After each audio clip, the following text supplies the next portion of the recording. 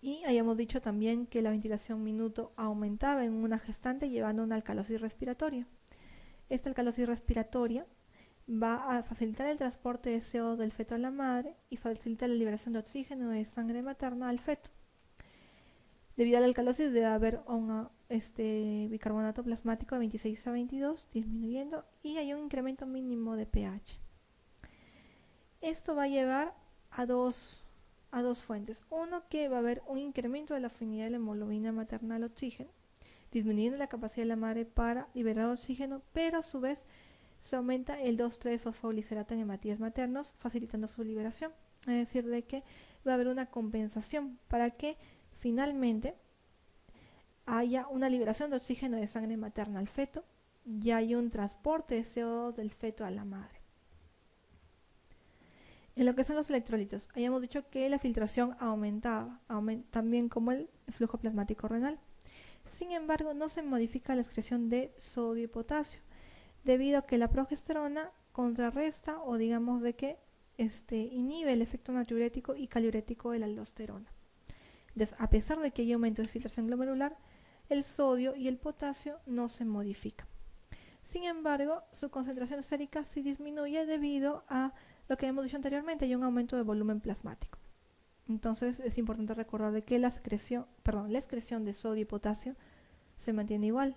Sin embargo, a nivel sérico sí va a tender a disminuir. Y bueno, un cuadro resumen.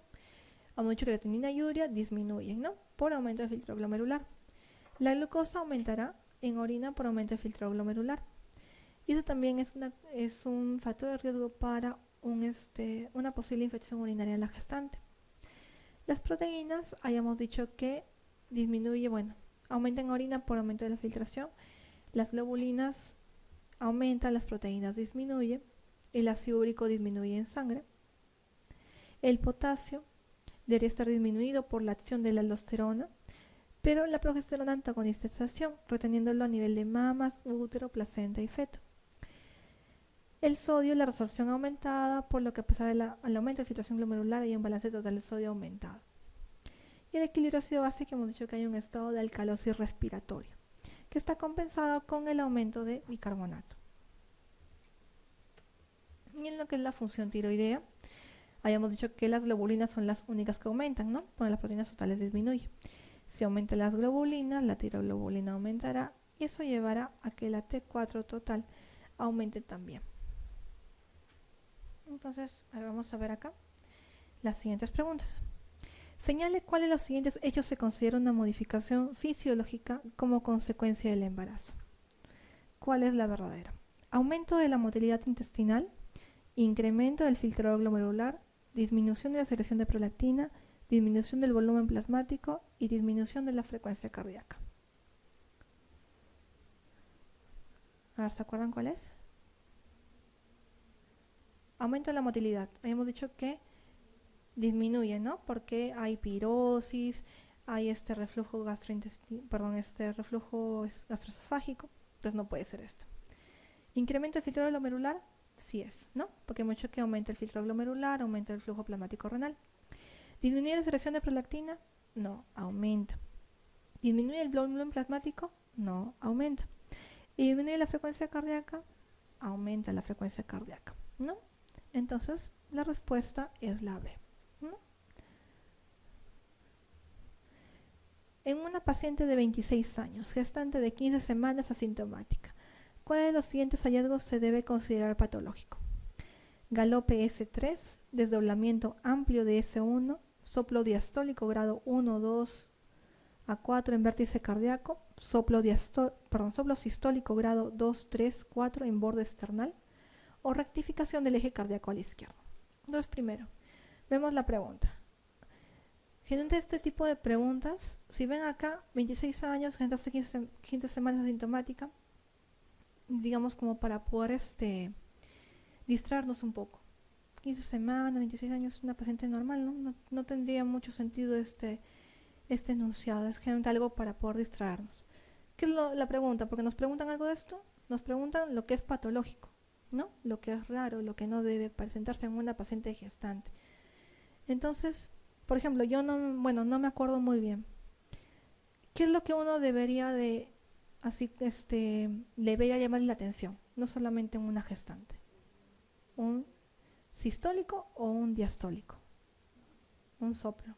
Por ejemplo, si yo tuviera un soplo o hay una persona que tuviera un soplo sistólico, hablando en general, ¿no? Que no sea una gestante. ¿Les llamaría la atención? No, un poco. Pero un soplo diastólico nos indicaría otra cosa. Nos indicaría ya una patología. ¿Ya? Entonces, por ejemplo, como les digo, hablando de que, bueno, ya no me acuerdo. No me acuerdo si, bueno, si va a la izquierda, a la derecha, no sé, el desdoblamiento amplio, no me acuerdo de cardio. Pero que sí me debo acordar que un soplo diastólico en cualquier paciente, sea una gestante, un niño, un anciano, es una indicación de una patología en general. No importa que me ponen grado 2, 1, 3, 2, bueno, 4. O sea, como les digo, es una pregunta como para poder distraerlos. En general el grado acá en esta pregunta no importa. Lo que debo leer yo bien es primero el enunciado. ¿Cuál es patológico? Si quieren lo subrayo, yo al menos lo subrayaba, le hacía una bolita, acordarme qué cosa es lo que me están preguntando. Y ver las respuestas, ¿no? Como les digo, un soplo diastólico en cualquier paciente es algo patológico. Y por ahí yo me podría acordar, en el caso como yo que no me acuerde los cambios estrictos de una paciente a nivel cardiológico. ¿Ya? Un soplo sistólico sí puede haber, porque en un soplo sistólico ya hemos dicho de que como hay aumento del volumen plasmático, podría haber un soplo sistólico. El grado no les debe importar tanto, sino el enunciado en sí. Solo una de estas alteraciones analíticas puede considerarse normal durante el embarazo.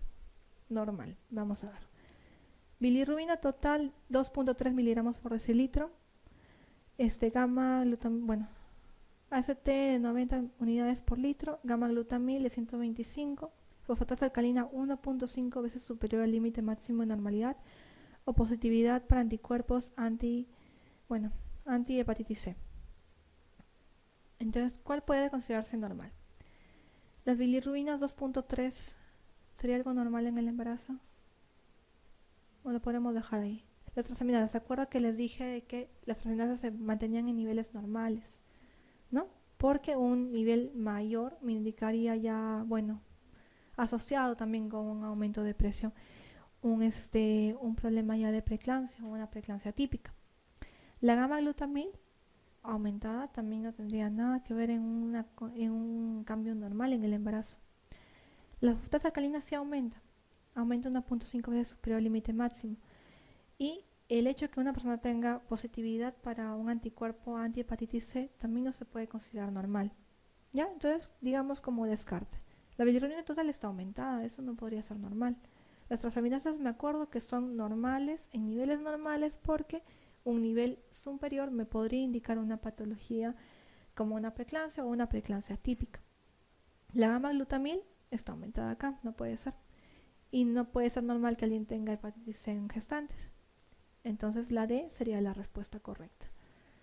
¿Ya? A veces les pueden preguntar como valores o también solamente por ejemplo, ¿cuál puede aumentar en el embarazo? Bilirrubina, transaminasas, gamma glutamil, fosfatasa alcalina o anticuerpos anti-hepatitis C. ¿Ya? Entonces, a veces los pueden variar los niveles, ¿no? Los valores. Pero basta con que ustedes se acuerden al menos las cosas básicas para poder contestar las preguntas. ¿Cuál es el peso y el volumen promedio del útero sin embarazo? Sin embarazo. 40 gramos 10 mililitros, 70 gramos 10 mililitros, 100 gramos 5 mililitros, 70 gramos 5 mililitros, 40 gramos 5 mililitros. ¿Se acuerdan cuál era? ¿Se acuerdan que le dije que tenían que, bueno, era algo que tenían que tomar tenerlo en la memoria? Es 70, ¿no? 70 y 10 mililitros. Y al final del embarazo, ¿se acuerdan cuánto era? Era 1 kilo, ¿no? 1 kilo y 5 litros, perfecto. ¿No? Entonces esas son cosas que tienen que sí memorizarse, porque son preguntas que, bueno, no van a poder sacarlas de otra forma. 20.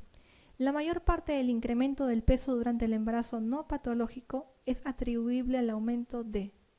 Entonces, mayor parte del incremento de peso. ¿Ya qué aumenta el peso durante el embarazo no patológico? No, el embarazo.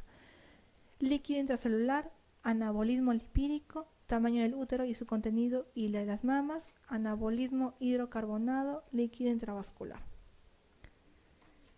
Entonces, ¿se acuerdan qué es lo que incrementaba el peso durante el embarazo? Aumentaba el feto, la placenta, líquido amniótico. ¿Y la otra parte cuál era? ¿Se acuerdan que eran como 6,5 litros? Ya, entonces mitad, mitad. La primera mitad, feto, que venía con placenta y con líquido. La otra mitad sería lo que contiene el bebito, ¿no? Útero, mamas y volumen sanguíneo. Entonces, ¿cuál sería? Ya sé, ¿no? Acá me ponen anabolismo hidrocarbonato, que no tiene nada que ver con el incremento, ¿no? Líquido intravascular me podría hacer confundir. Entonces tienen que acordarse de dividirlo, ¿no? No tanto cuanto en sí el volumen, ¿no? 6,5 litros, pero sí, si nos acordamos de que el feto con la placenta y líquido amniótico es una parte, la otra parte, ¿cuál sería? Lo que contiene el bebé, el útero, las mamas, bueno, útero, mamas y lo que es el volumen sanguíneo. 21.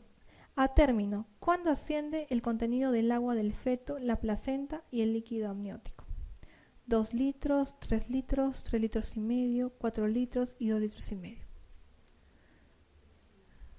3,5, ¿no? Esta es una pregunta un poco más capciosa. No he visto una pregunta así hace tiempo. Por ejemplo, si les van a preguntar un valor así exacto, les pondrían algo más, no de 3 litros, 3,5 litros, porque esto me llegaría a confundir. Generalmente les pueden preguntar más, al menos ahora con otros tipos de normas en lo que es con AREME, les podrían preguntar al revés, ¿no? O sea, como les dije, ¿no? Una parte es feto, placenta y líquido amniótico y la otra parte es útero, mamas y volumen sanguíneo. Pero bueno, es importante recordar de todas maneras los valores. Pero no creo que les pueda venir algo así. 22. ¿Qué porcentaje del gasto cardíaco recibe el útero en un embarazo a término? El gasto cardíaco. ¿Se acuerdan del gasto cardíaco? Aumentaba 1,5 litros, ¿no? Ya. También es una pregunta de concepto. Es el 10%. ¿Ya? Entonces acuérdense cuánto era un gasto cardíaco normal de 5 litros, 4,5, 5 litros, ¿no? Y aumentaba 1,5 litros en un embarazo. Por lo tanto, el 10% es el porcentaje del gasto cardíaco que recibe el útero en un embarazo a término. También una pregunta de concepto, esto sí es posible que puedan tomarla en cuenta. Bueno, pasemos a lo que es propedéutica.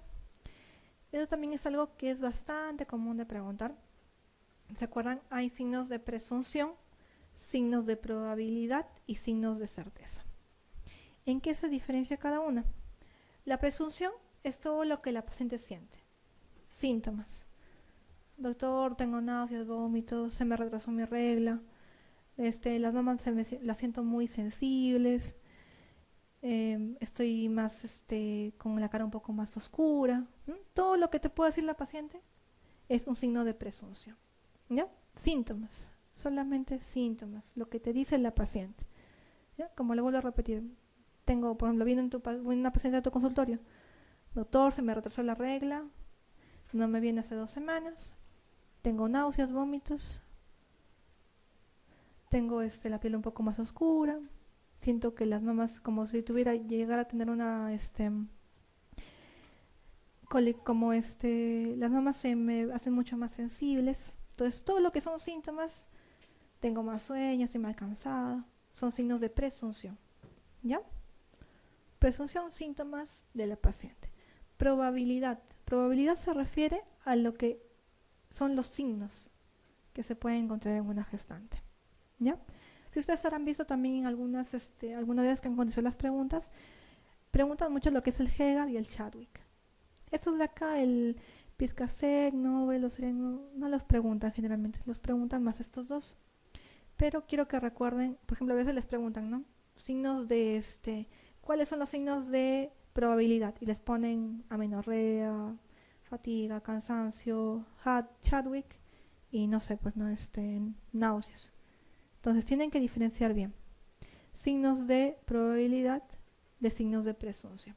Presunción porque la paciente presume estar embarazada y probabilidad porque es algo que no lo va a ver ella, sino lo voy a ver yo, lo va a ver el médico. El Hegar hay Hegar 1 y Hegar 2, ¿no? Que esto, bueno, no es tan importante diferenciar entre uno y otro, pero es importante saber qué es el Hegar y qué es el Chadwick. El Hegar es el reblandecimiento del istmo uterino.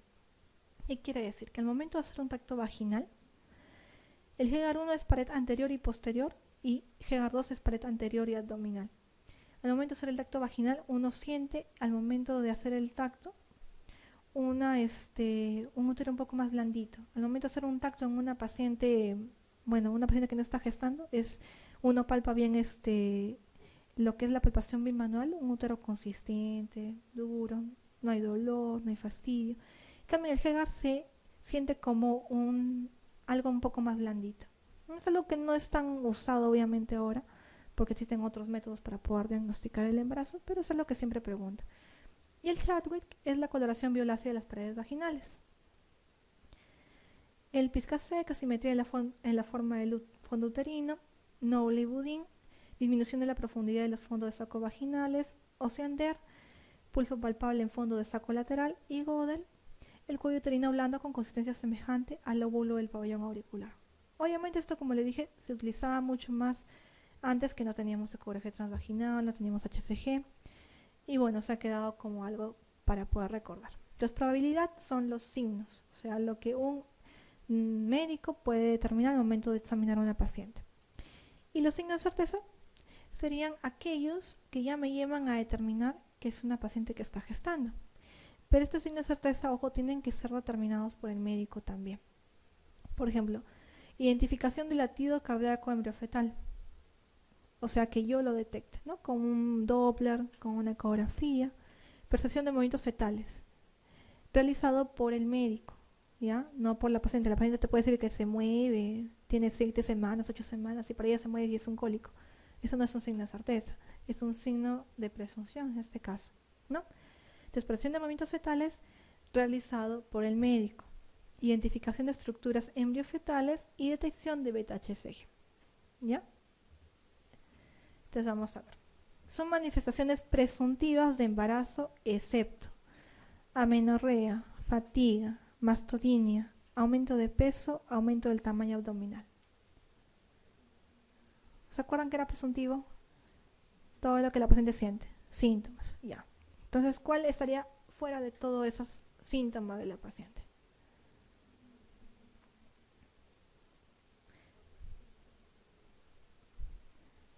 Es una pregunta que puede llevar a alguna malinterpretación. Pero veamos, amenorrea es lo que la paciente te puede referir. La fatiga, la mastodinia, aumento de peso. Pero el aumento del tamaño abdominal, ¿quién lo va a determinar? El médico, ¿no? Porque el médico es el que va a hacer el tacto, va a hacer la palpación. Aunque yo podría decir, no, mire doctora, yo también, la paciente también me puede decir que aumentó su barriga, ¿no? Se puede malinterpretarse la pregunta, puede ser una pregunta capciosa. Pero si tomamos, digamos, o queremos contestarla bien, como les digo, presuntivos son los síntomas de la paciente. Entonces, obviamente la paciente no se va a medir el abdomen, no va a ver, ¿no?, que creció. Gente lo hace un médico, ¿no?, al momento del tacto, al momento de la observación. Vamos a repasar acá. Presuntivas, ¿no? Lo que es hay muchas presuntivas, después eran las de. Después de las presuntivas, ¿cuáles son? Probabilidad, ¿no? Ya, probabilidad, que son Shegar y Hardwick.